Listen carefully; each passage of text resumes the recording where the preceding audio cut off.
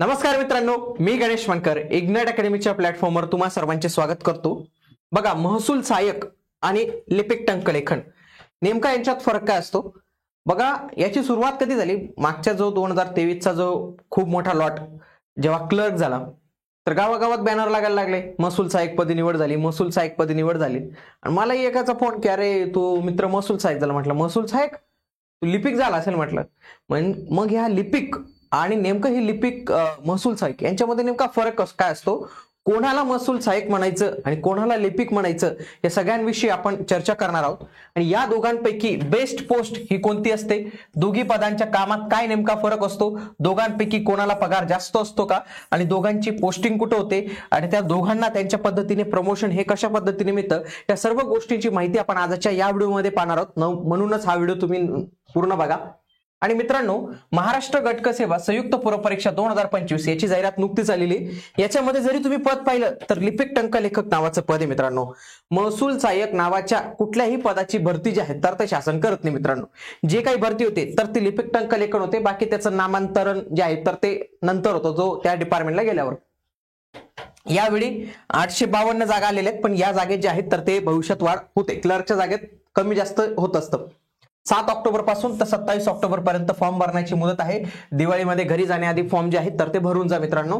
खूप सारे उमेदवार आहेत, जुनी उमेदवार आहेत, थकलेले आहेत, ते म्हणतात की आता आपल्याला एमपीएससी नाही करायची, तरी देखील त्यांनी जे आहे तर ते फॉर्म भरून ठेवा, कारण की आता आपल्याला फ्रस्ट्रेटेड वाटतं, पण काही दिवसांनी आपल्याला पुन्हा पश्चाताप होतो की अरे मी फॉर्म भरायला पाहिजे होता। तर अशांनी नक्कीच जे आहेत तर ते फॉर्म भरून ठेवा। आणि जे कोणी नवीन उमेदवार असतील आणि त्यांना गायडन्सची गरज असेल तर त्याच्यासाठी आपण आरंभ 2.0 बॅच जे आहे तर ते लॉन्च केलेली लाईव्ह स्वरूपाची बॅच असणारी आपली कंबाईन ग्रुप बी आणि ग्रुप सी साठी। त्याच्यामध्ये पूर्व प्लस मुख्यसाठीचं पण आपण पॅकेज ठेवले, आणि ज्यांना फक्त पूर्व परीक्षा पाहिजे त्यांच्यासाठीचं पण हे पॅकेज आहे। पूर्णपणे लाईव्ह स्वरूपाची बॅच आहे मित्रांनो। महाराष्ट्रातील सर्वोत्कृष्ट फॅकल्टी तुम्हाला याच्यात मार्गदर्शन करणार आहे। युट्यूबवर त्यांचे व्हिडिओ अवेलेबल आहेत। सगळ्यात आधी तुम्ही आपल्या युट्यूब चॅनलवर जा, त्यांचे व्हिडिओ बघा, आणि मग तुम्ही जो आहे तर तो बॅच विषयीचा निर्णय घेऊ शकतात। पण एक जी बॅच आहे ती सर्वांनी घेतली पाहिजे, ती म्हणजे आपली मेंटॉरशिप प्रोग्रामची, तर ती फक्त 1 रुपयाची, तर त्याला तुम्ही नक्की जॉईन केलं पाहिजे।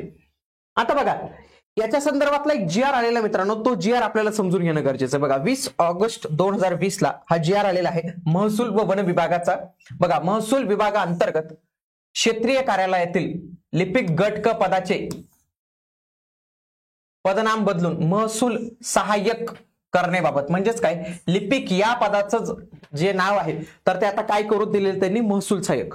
कोणासाठी? फक्त महसूल विभागाअंतर्गत येणाऱ्या क्षेत्रीय कार्यालयासाठी। काय आहे हे सर्व आपण हा जीआर व्यवस्थित पद्धतीने पहिले बघूया आणि मग समजून घ्या। बघा, महसूल विभागाअंतर्गत जिल्हाधिकारी यांच्या अखत्यारीतील महसूल शाखा, कुळ वहिवाट शाखा, सामान्य शाखा, लेखा शाखा, आस्थापना शाखा, जिल्हा नियंत्रण कक्ष, उपचिटणीस शाखा, पुनर्वसन शाखा, भूसंपादन शाखा, गौण खनिज शाखा, रोजगार हमी योजना शाखा, संजय गांधी शाखा इत्यादी विविध शाखांमार्फत शासनाच्या योजनांची अंमलबजावणी केली जाते। हे जे मी तुम्हाला सांगितलं, हे सगळे कलेक्टर ऑफिस जे आहेत, म्हणजे प्रत्येक जिल्ह्याचं जे कलेक्टर ऑफिस आहे त्याच्या अंडर येणारे वेगवेगळे डिपार्टमेंट, जसं की प्रांत ऑफिस असेल, तहसील ऑफिस असेल, त्या संदर्भात एवढे इथं जे ऑफिस सांगितले ते सदर योजनेच्या अंमलबजावणीच्या अनुषंगाने जिल्हाधिकारी व त्यांच्या अधिपत्याखालील सर्व अधिकाऱ्यांना कराव्या लागणाऱ्या कामाच्या मूलभूत माहितीचे संकलन, टिप्पणी, सादरीकरण तसेच विविध मसुदे तयार करण्याचे काम महसूल विभागाअंतर्गत लिपिक गट क हे कर्मचारी करतात। याचबरोबर सुनावण्या, नैसर्गिक आपत्ती, कायदा सुव्यवस्था, निवडणुका इत्यादी कामं करताना अधिकाऱ्यांना मदत करण्याची जबाबदारी देखील याच लिपिक पदावर आहे। मग याच लिपिक पदाचे जे काही होते महसूल विभागातील, तर ते शासनाला वारंवार माहिती सांगत होते की अहो आम्ही लिपिकचं काम नाही करते, आम्ही थोडं चांगलं स्टँडर्ड काम करतो बाकीच्यांपेक्षा, तुम्ही आमचं नाव तर ऍटलीस्ट बदला। तर हीच बाब शासनाकडे होती, आणि शासनाने जे आहे महाराष्ट्र राज्य महसूल कर्मचारी संघटनेद्वारे बराच कालावधीपासून याच्यासाठी प्रयत्न करण्यात येत होता, आणि याचं आता नाव जे आहे तर ते महसूल सहाय्यक नाव जे आहे तर ते झालेलं आहे।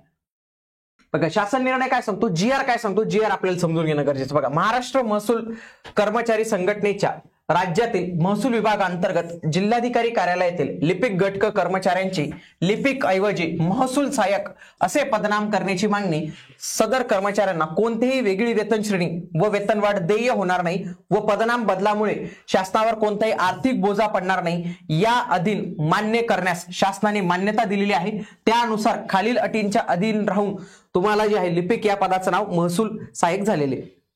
बघा काय होतं कारण की पहिले काय करतात कर्मचारी संघटना की पहिले नाव बदलण्याचा प्रयत्न करतात, लगे म्हणतात अहो नाव बदललं, पेमेंट बदलून टाका आता थोडंसं, मग ते पेमेंटचंही सांगतात तेव्हा.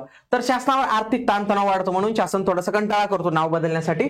पण यांच्याला अटी ऑलरेडी घालून दिल्या आहेत. पहिलं की पदनाम बदलामुळे भविष्यात कुठलीही वेतन श्रेणी वाढ प्राप्त होणारी मागणी विचारात घेतली जाणार नाही. आता समजा S6 ची वेतन श्रेणी आहे ना आपली क्लर्कची, तर असं नाही होणार, हे लगे म्हणतील की अहो S8 करून द्या, मग असं होऊन जाईल ना. बाकीचे जे क्लर्क असतील ते म्हणतील अहो आम्ही S6 मध्ये ते महसूल कर्मचाऱ्याचे लिपिक होते, फक्त त्यांचं नाव असतं वेगळे, ते S8 ला आहे, मग ते पण बाकीचे S8 ला जाऊन लागतात. मग S8 वाले हे गेले लगे शिपाई म्हणतात अहो आमची वेतन श्रेणी वाढून दिली, लिपिकांची वाढून दिली. म्हणजे काय होतं, हा एक डॉमिनो इफेक्ट क्रिएट करतो मित्रांनो, आणि हा शेवटपर्यंत चालतो. पुढचं 7व्या वेतन आयोगानुसार महसूल विभाग अंतर्गत लिपिक गट क संवर्गातील कर्मचाऱ्यांना लागू असलेली S6 म्हणजे 19,900 63,200 ही वेतन श्रेणी पदनाम बदलानंतर महसूल सहाय्यक यांना लागू राहील. या वेतन स्तरामध्ये अथवा वेतन श्रेणीमध्ये बदल करण्याची व वेगळ्याने वेतन श्रेणी लागू करण्याची मागणी विचारात घेतली जाणार नाही. आणि पदनाम बदलानंतर सध्याच्या गट क संवर्गामध्ये कोणताही बदल होणार नाही व गट बदलच्या संदर्भातली कोणती मागणी विचारात घेतली जाणार नाही. नंतर काय होईल की गट बदलून द्या, ग्रुप बी मध्ये टाका हे पद, तर अशी मागणी होऊ शकते. मग आता आपल्याला हे लक्षात आलं मित्रांनो, तर हे कोणाला म्हटलं जातं हे लक्षात घ्या तुम्ही. इथं बघा, महसूल विभागांतर्गत लिपिक गटकचे महसूल सहाय्यक असे बदलल्यानंतर पदासाठी असणारी घेतला जाणार नाही. बघा, अस्तित्वात असलेले ते सेवा प्रवेश नियम जे आहेत तर ते लागू होतील. बाकी एवढा संपूर्ण GR जो आहे तर तो पाहायला मिळतो. मग आता या GR नुसार नंतर आपल्याला काय समजतं मित्रांनो, महसूल सहाय्यक कोणाला म्हणायचं आणि लिपिक टंकलेखक कोणाला म्हणायचं. जे कोणी लिपिक महसूल विभागात काम करतात, कलेक्टर ऑफिसच्या अंडर काम करतात, मी जे तुम्हाला आता शाखा वाचून दाखवल्या त्या शाखांमध्ये काम करतात, ते ऍज अ लिपिक म्हणून परीक्षा देतात. MPSC ग्रुप C ची परीक्षा देतात, पूर्व देतात, मुख्य देतात, टायपिंग देतात. त्यांना ज्यावेळी त्यांचा विभाग मिळतो तेव्हा त्यांचं नाव महसूल सहाय्यक होतं. म्हणून महसूल सहाय्यक नावाची कुठलीही परीक्षा नाही. म्हणून तुमची जे कोणी मित्र जे मागच्या 7,000च्या 8,000च्या लॉटमध्ये झाले असतील आणि त्याच्यापैकी जे फक्त महसूल विभागात आहे त्यांनीच बोर्ड लावावं महसूल सहाय्यक पदी निवड. बाकीचे काहीतरी अन्न नागरी पुरवठाला झाला असेल, कोणी दुसरीकडे झाला असेल तर ते मात्र लिपिक या पदावर कार्यरत आहे. म्हणून तुमचा मित्र तुम्हाला सांगत असेल की तुमचे घरचे लय बोर करत असतील तुम्हाला की अहो ते तो पाय समोरचा मुलगा महसूल सहाय्यक झाला, तर घरच्यांना सांगा तो महसूल सहाय्यक नाही, तो लिपिक आहे.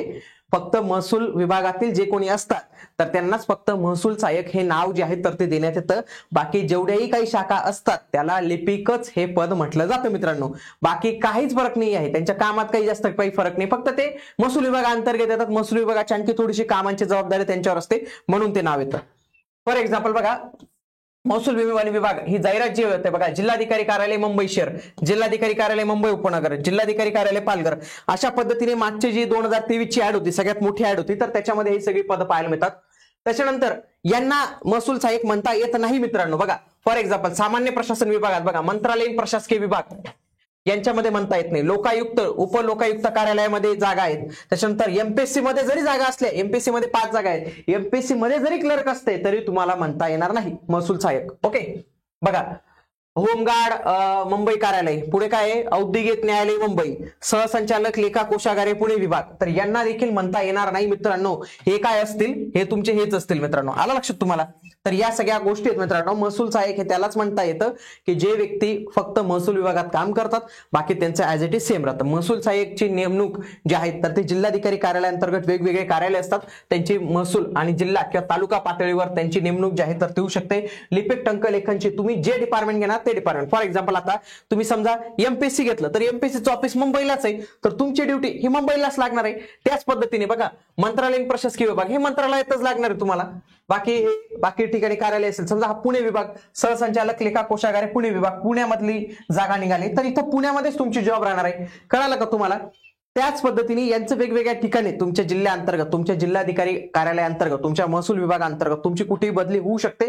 तुम्ही तालुका स्तरावर, जिल्हा स्तरावर जे आहे तर तुमची बदली तिथं होत असते. आणि त्याच्यानंतर बघा बाकी कामांमध्ये काही फरक नाही, काम तुमचं सारखंच असतं, फक्त यांचं जमीन महसूल विषयक रेकॉर्ड, जमीन नोंदणी विषयक काही असतं. बघा दोघांचा पगारही सारखा आहे, पगारमध्ये कुठलाही बदल नाही, फक्त HRA TADA मध्ये थोडासा बदल होऊ शकतो. पुढे कोणत्या ठिकाणी जॉब करणं बेस्ट राहील, आता तर ते जे भेटलं म्हणजे आता हे म्हणायलाच नाही पाहिजे कोणती पोस्ट बेस्ट. म्हणजे मी अशी खूप व्हिडिओ बनवतो, मुलं म्हणतात सर आता जी पोस्ट भेटली सरकारी तीच आमच्यासाठी बेस्ट मानून आम्ही काम करतो.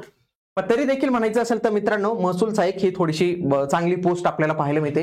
कामाचं स्वरूप थोडंसं डायव्हर्स आहे, तुमचा पब्लिकही कॉन्टॅक्ट जास्त येतो आणि तुम्हाला एक रिस्पेक्ट जी आहे तर ती भेटतच असते.